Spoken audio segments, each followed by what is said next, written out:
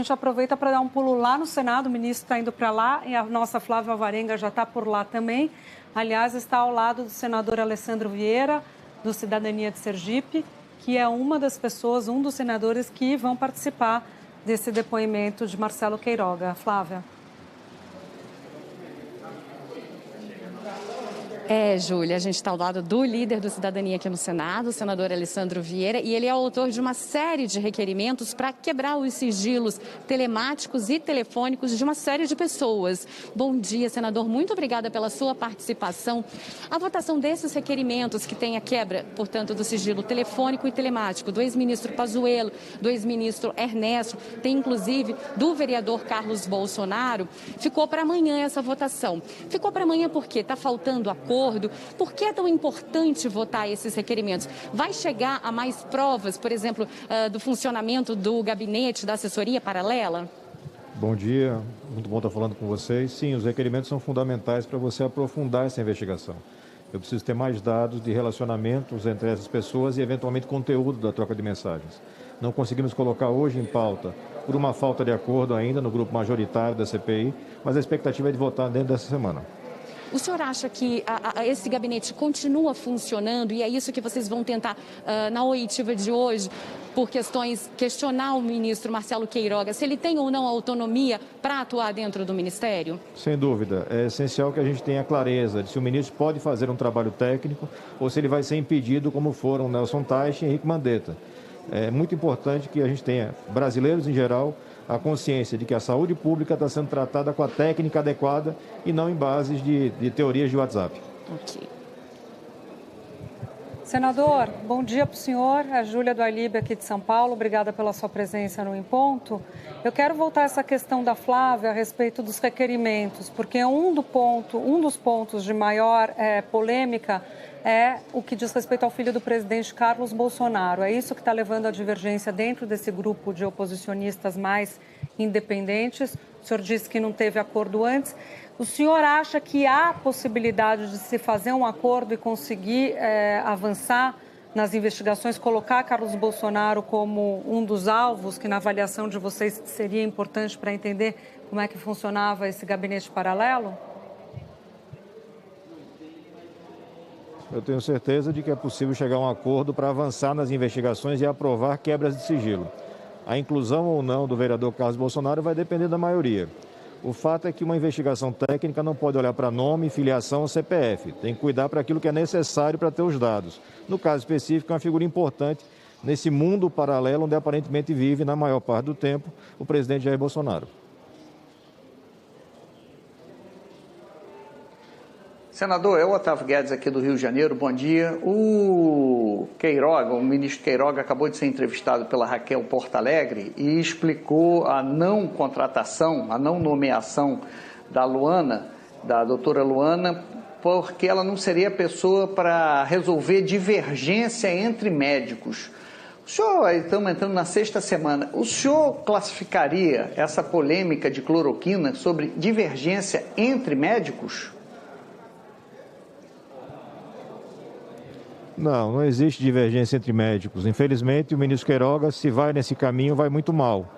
Você tem uma análise técnica científica no mundo inteiro que reprova o uso de alguns medicamentos e você tem um grupo pequeno estimulado artificialmente através de internet, de redes sociais, inclusive pelo presidente da República, que insiste em um tratamento precoce que não existe.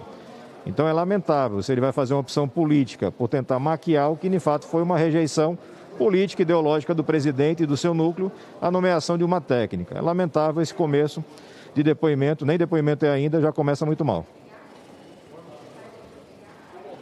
Senador Alessandro Vieira, Valdo Cruz aqui de Brasília.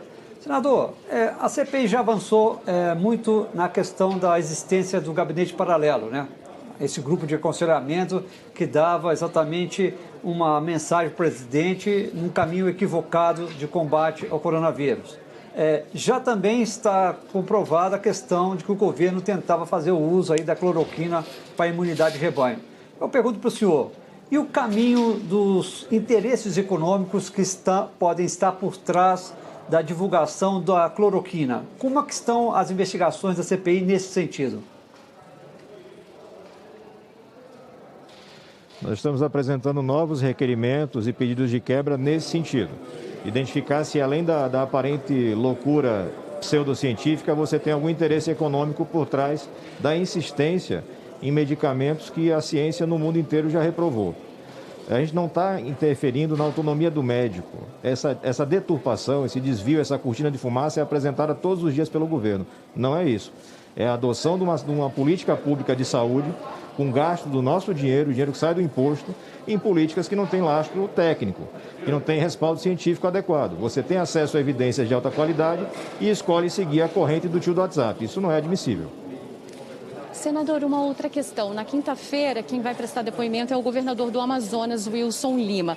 Em reuniões anteriores, houve até uma reunião secreta para se chegar a um acordo, convoca ou não convoca governadores e vereadores. Os governadores que foram convocados recorreram ao Supremo.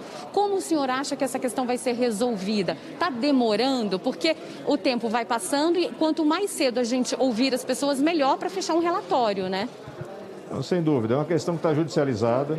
Nós já temos a convocação aprovada dos governadores, já tem um cronograma para ouvi-los, mas é preciso que o Supremo se manifeste, uma vez que foram, enfim, acionados.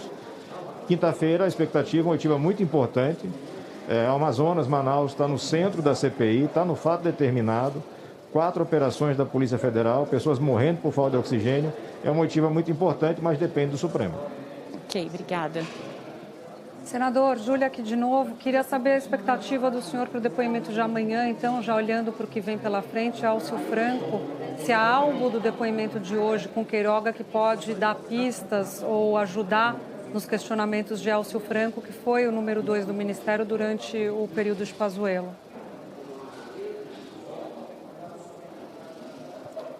Sempre é possível obter alguma informação da atual gestão com relação a equívocos do passado. Particularmente interessa, no tocante ao coronel Elcio, a sua posição e a sua atuação na negociação de vacinas.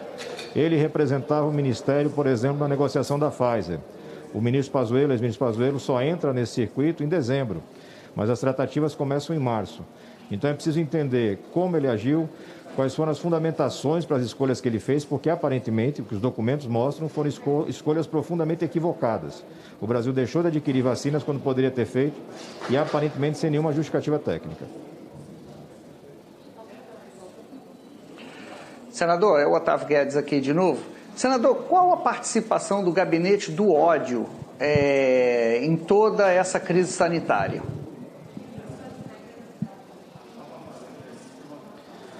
Lá atrás, vocês recordam que a gente debatia o projeto de lei das fake news. E um dos pontos que a gente colocava no tocante à urgência de votar e aprovar um projeto assim, era evitar que durante uma pandemia você tivesse a desinformação como mais uma ferramenta para a morte de brasileiros. E é o que aconteceu e continua acontecendo. Ontem, aparentemente, a gente teve novamente o próprio presidente da República divulgando uma notícia falsa. Nós recebemos em grupos de WhatsApp, certamente todo brasileiro recebeu, um suposto relatório do Tribunal de Contas da União que colocaria em dúvida o número de mortes por Covid. O relatório não existe, o documento, segundo o TCU, não existe. E o presidente da República, devidamente assessorado por esse tipo de gente, dá vazão a um discurso equivocado, coloca em dúvida o trabalho dos profissionais de saúde, coloca em dúvida os dados dos governos estaduais e municipais e do próprio Ministério da Saúde e bagunça todo o trabalho. Sem liderança, você não consegue resolver coisas simples, que dirá uma pandemia global. Senador, nessa linha do que o senhor falou, Valdo Cruz aqui de novo, vimos há pouco o ministro Marcelo Queiroga dando entrevista para a nossa Raquel Portalegre, quando ele foi questionado o que ele iria dizer na CPI sobre declarações do presidente relacionadas à Covid, contra a ciência, o fato de ele não usar máscara. Mais uma vez, o ministro disse o seguinte: não me cabe julgar a postura do presidente. Ele é o presidente, eu sou o ministro. Só que você acabou de falar, né? Ele divulga fake news, ele não usa máscara. O senhor acha que essa postura do ministro, de simplesmente dizer, não me cabe julgar o comportamento do presidente, não é uma omissão do ministro da Saúde? Afinal, com essas atitudes, o presidente desautoriza o seu comandante da área da saúde, não é isso? É preciso que o ministro Queiroga, em algum momento, faça o mesmo juízo de valor que os outros que passaram antes na cadeira fizeram, entender se o trabalho pode ou não ser executado.